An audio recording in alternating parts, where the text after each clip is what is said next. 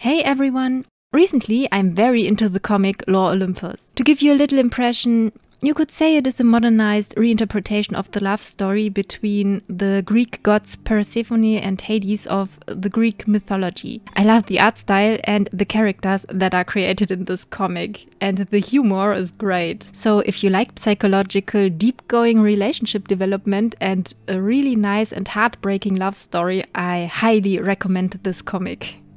So for this video I would like to try to create my very first art doll project on the main character of this story. This magenta colored goddess of spring, Persephone. Okay, let's start.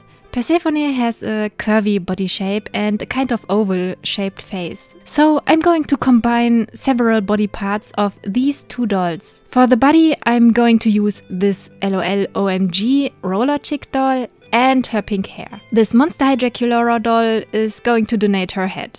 At first glance she looks fine, but her neck part is broken and got stuck inside the head. That's why she's able to look at you at any angle I'm twisting her around. Let's stop that creepiness and let's just rip her head off. Here, as you can see, it is broken and the hook is deep inside there. So let's put aside our roller chick at first and try to get the hook out of Draculaura's head. I tried to use these pliers at first, but they were too big. They would not even open. So yeah, the head had to be sliced open. But before that, all of her hair has to go first. I tried to cut the hair as close to the scalp as possible. This way it might be easier to rip the rest of the hair out of the head.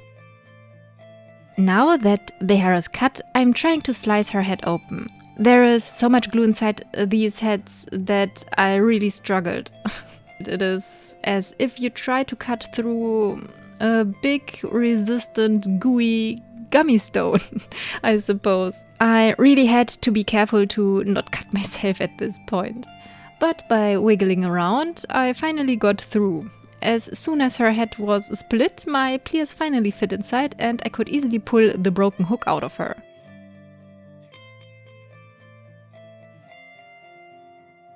Oh, and some broken plastic fractions of her neck as well.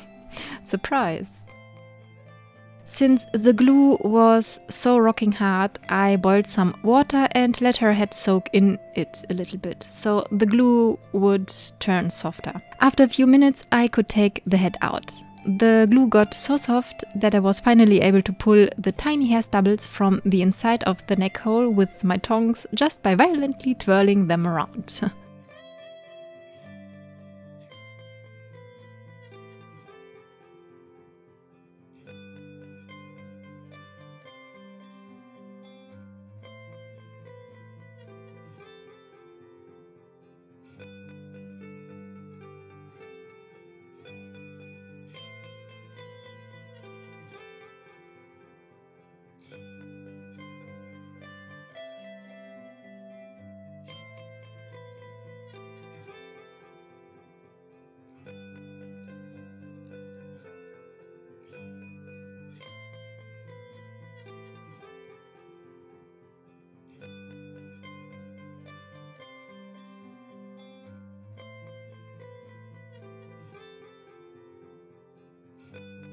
After I got all this gunk out of her head, I boiled it for a second round because there was glue everywhere. My pliers were extremely sticky as well.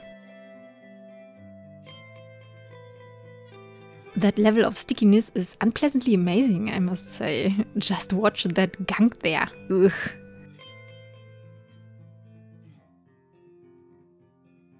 Okay, the next step is to get rid of her makeup and her eyes. To achieve that, I'm grabbing a paper cloth that has been soaked in 100% acetone and push it inside her face. I think it looks hilarious when the whole face lands into that tissue. To get rid of everything of the makeup, I also used some cotton swabs that have been soaked in acetone as well. Just wiping the acetone away, and now we have a blank canvas to paint on. But first let's head on to our roller chick and rub all of her hair to create some wig strands. Therefore I take some hair, cut it, put it carefully aside, and then I put some all-purpose glue on the upper ends to hold them in place. And I'm spreading the glue out with some piece of paper. I'm doing this on baking paper, so I can remove the strands from it very easily as soon as the glue has dried completely. I did this to all the hair until everything looked like this. For the last 3 strands, I had not enough all-purpose glue left and used multi-purpose glue instead. Silly me. Yeah, I thought there would be no difference, but wrong. It has spread very unevenly into the hair and it darkened the color. Luckily, I just used it on these, so I didn't lose that much hair in total. Now, I need her body.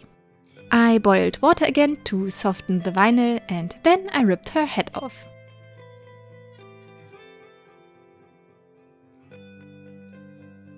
Off camera, I glued the head of the Draculaura doll back together and now I'm transferring it to her new body.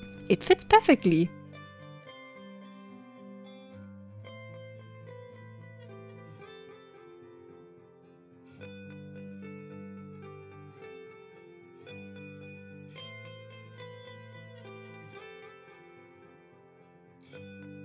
Now the time has come to cover her completely by some layers of Mr. Super Clear. But I don't own Mr. Super Clear. I just own this fixative, which has to do the job for this doll. I drilled a wire into her head, made a loop on the other side and hung her up on my jewelry stand to dry.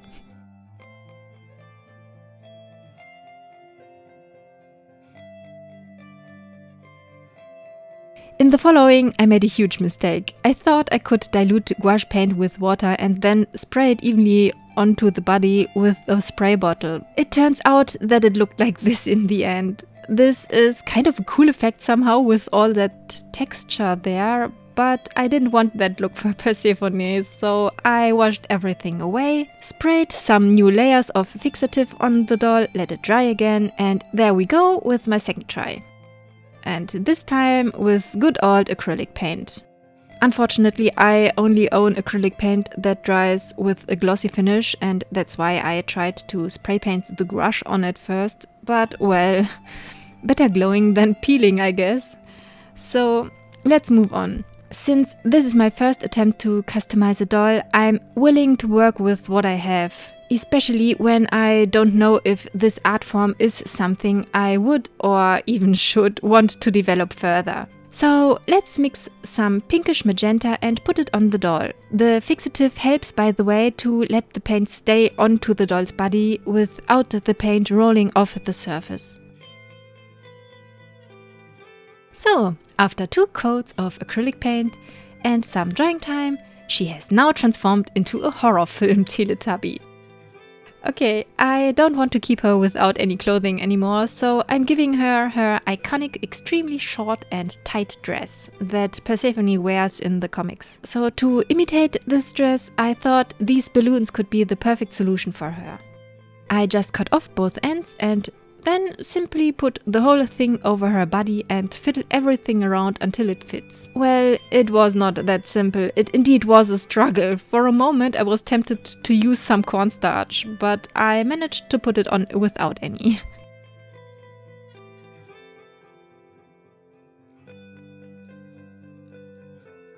Next, I wanted to give her a new face.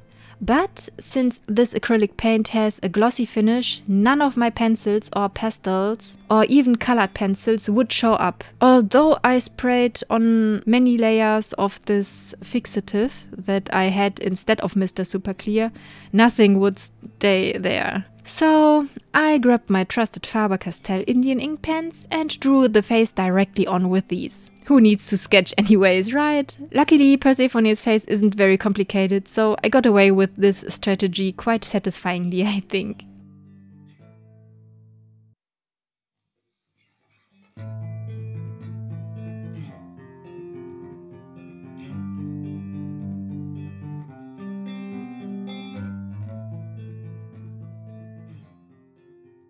I really love this Teletubby antenna on her head.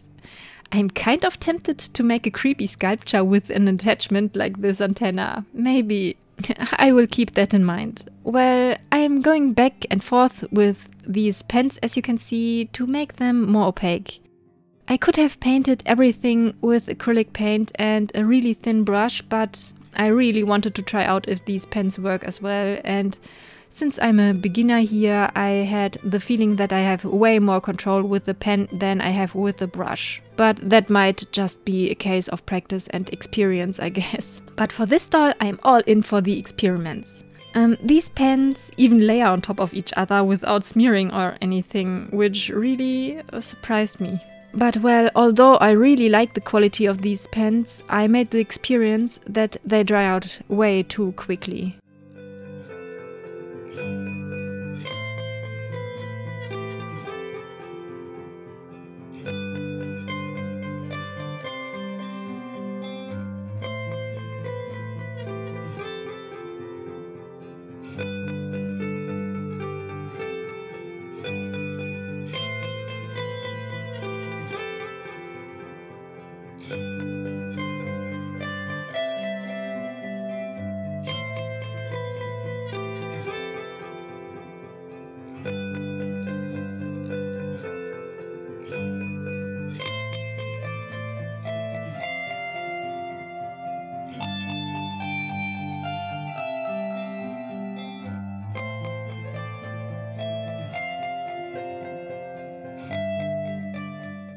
So, as soon as her face has been finished, I tackled her shoes.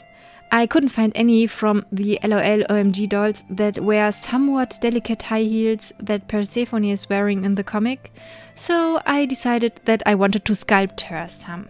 For some unknown reason, she already has 2 holes in her heels, so what else am I supposed to do than gluing some wire inside?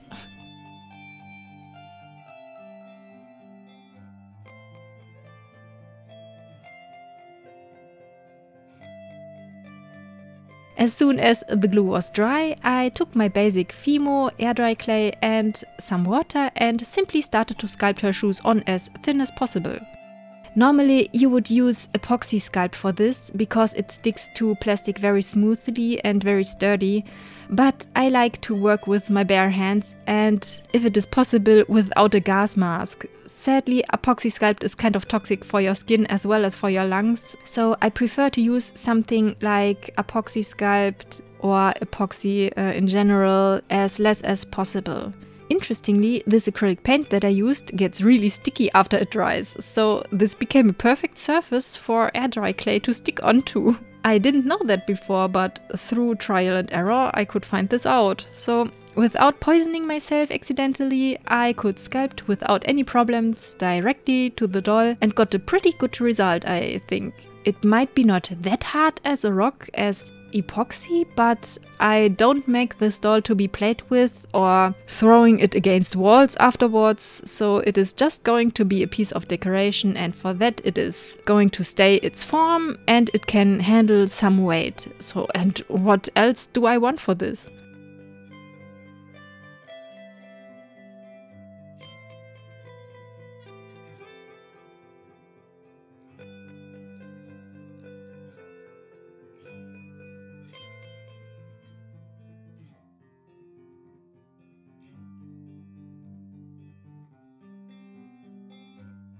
So as soon as the shoes were dry, I gave them a little sandpaper treatment. After that we had some peep toes happening here and there, but that's nothing some white acrylic paint can't hide, and no one will ever know.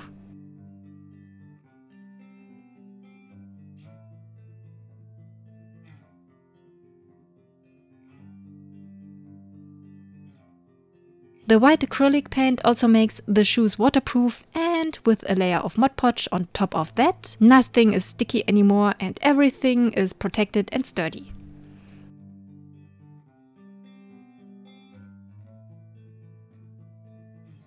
The next thing that needed to be done was her fur coat.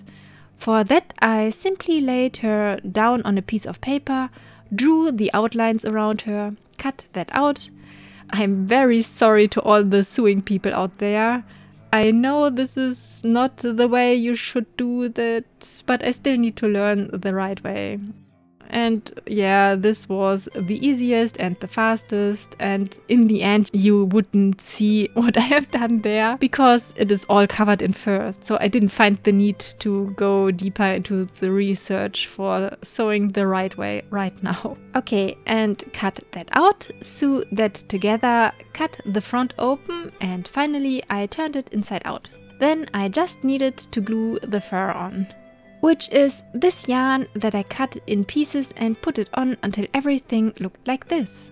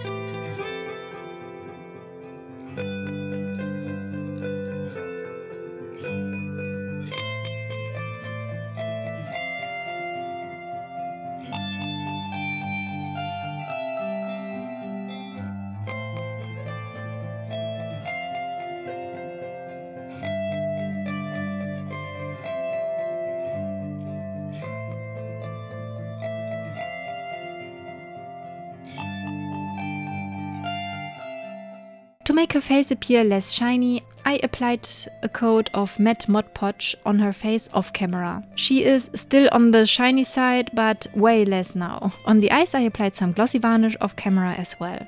And now that everything is dry, it is time to apply the hair. But for that, her cute antenna has to go. I will miss it. I want to give her a side parting, and I want her to have very long hair. During the comic, Persephone changes her hair length constantly. It varies from a pixie cut to 10 meters long. So I thought this would be very forgiving. If I messed up, I can still give her a pixie cut. So, to apply the hair strands, I cut the remaining glue off of the strands, apply some new glue to her head, and press everything on place with a piece of baking paper.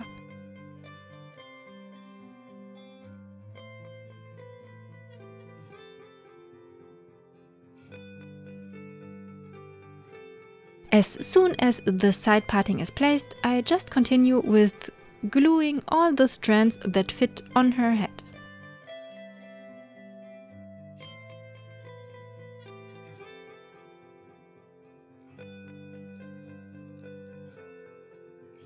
To give the glue the chance to dry with the hair laying down flat, I wrap her entire head inside some cling film and secure it with some rubber bands.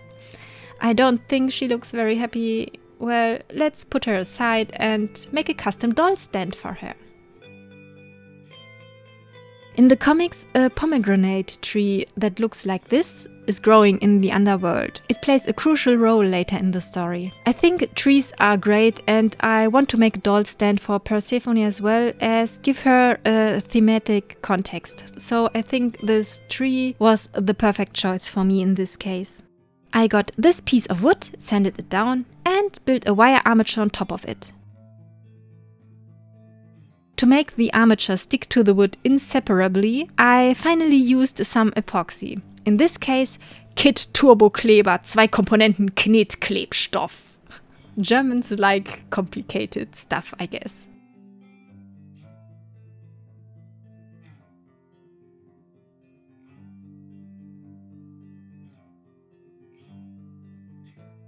Well, when it is dry, it really sticks very well to the surface. On top of that, I used my normal air dry clay again to form the basic tree form and let that dry again.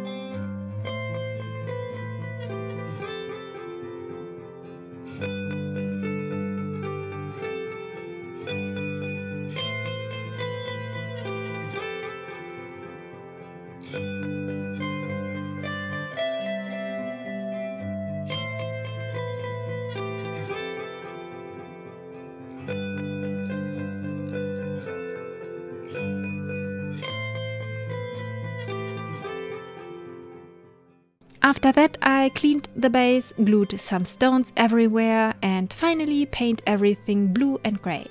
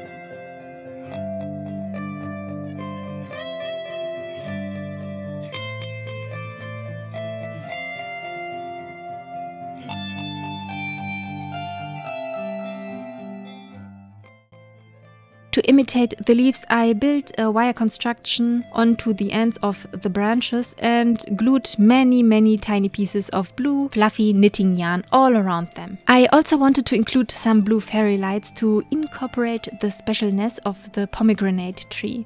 So I made a pouch hidden in the leaves for the battery compartment. I wanted to be able to hide it, since it is wire you can close this pouch.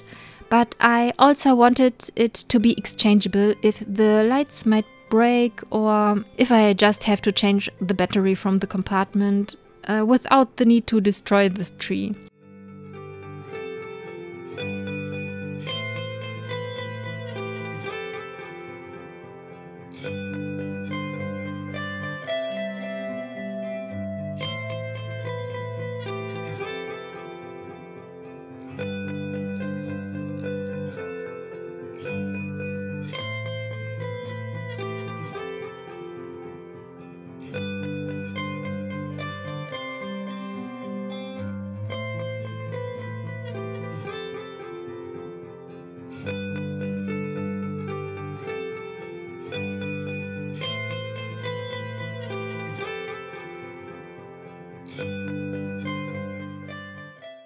So yeah, this is how that turned out in the end.